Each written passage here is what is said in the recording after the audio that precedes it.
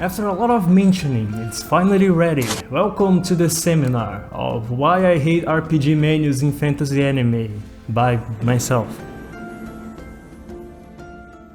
For those who don't touch grass, like me, not everyone is a gamer. Some people have different hobbies besides gaming, even ones that you can do at home. Books, sewing, writing, movies. There are a ton of other media and activities for you to exercise, and although video games are one of the most prominent and popular, this is not every case, and not only that, but even gaming can be different from others that like gaming. Someone who really likes racing games can't relate much with someone who likes FPS, who might not be in the same page as someone who play RPGs, who doesn't understand someone who likes fighting games, and so on and so on. The deeper you go, the more complicated and complex this becomes, and can be really difficult to understand, especially if you never touch it in a controller or whatever those things from the Nintendo consoles are called. It doesn't also help that from all types of games that could possibly be chosen, they decided to pick RPGs. Like, okay, few of those can be simple, but most of them have these really convoluted and complicated systems that, okay, you can learn them after some hours of playtime and then use them effectively, but anime don't have hours to expand a single mechanic from this world. Besides, there is story, plot, character development, major events, etc. It's too much of a barrier of entry. Okay, a lot of VIPs are gamers, I can see the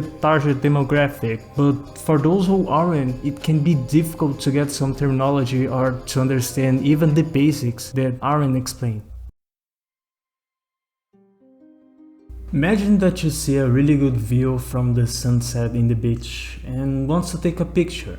However, when you grab your phone and take it, it isn't as good of a capture as you can see with your own eyes. But of course, still is a good picture. Meanwhile, a dude right at your side with a camera, or maybe his own cell phone, goes on and take a shot just like you. However, his is freaking great. The lightning, the waves crashing, the angle, he captures it way better than you. Now, your okay picture is suddenly worse, but you can't tell why exactly. He did something, and that makes the whole difference. For someone who just watches isekai, not for the world, but for maybe to chill out and escapism if you prefer, or just want to binge and watch a series that doesn't want to put a lot of depth about it, I can truly see how this doesn't bother you. I really do. There are a lot of things that I don't cover in my reviews that usually are nitpicks, things that I know that the anime directors or author may not have put a lot of thought into it and are just there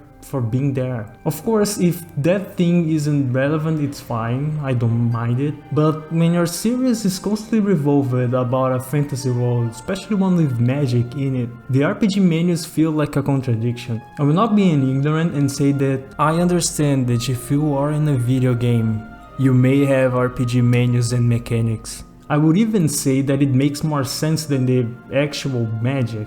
I don't find it better, but I admit it makes more sense. However, if we roll back to the first reason, where now you need to describe these mechanics and systems so the audience can understand, and oh, if we're also aiming for the non-gamers, we need to also avoid or make clear the terminology that you are using. Even this, which should be just a way to explain magic without having to explain magic, became a really big problem and something boring to watch, which contradicts the world and makes the experience way worse. It's not like it's all bad. I can see how this can be fun and interesting, especially as someone who loves Final Fantasy, MMOs, and even action RPGs like the Soul series. But it's really worth to abandon the immersion of a natural world and nature, where races that can interact with magic use them not just as a tool, but as a lifestyle, where it is a natural part of the world, just like the air that you breathe, something of your daily life, for let's say a ring that gives you 10% better drop chances because reasons.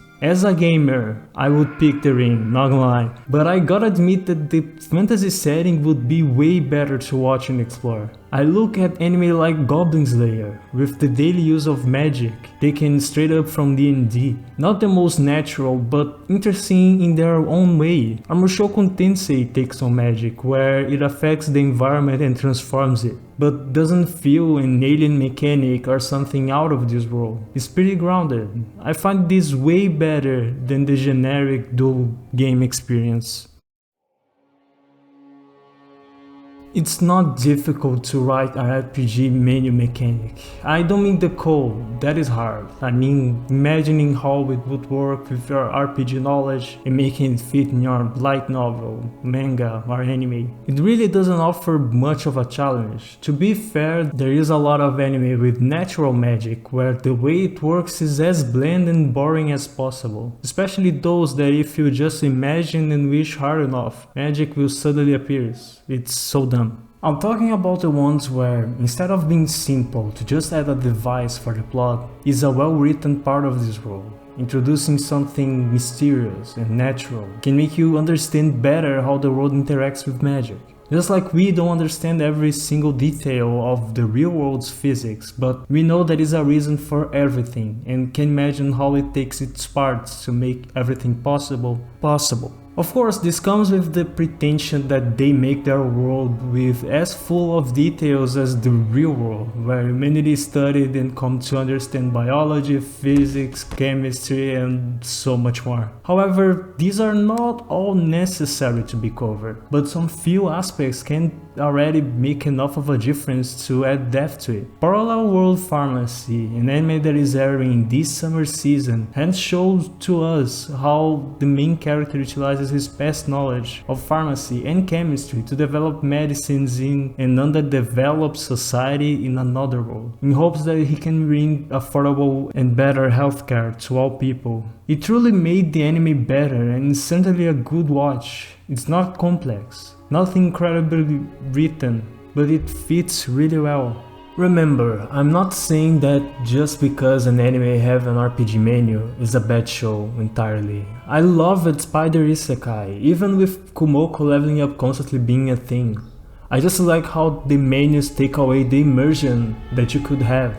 I look at Overlord, where the magic is something straight out of an MMO, which isn't something bad. I actually like it.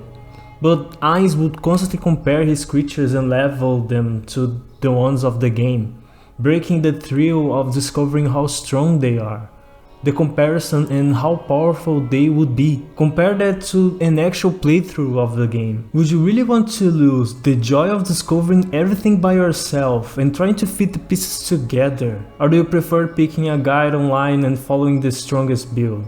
No brain involved.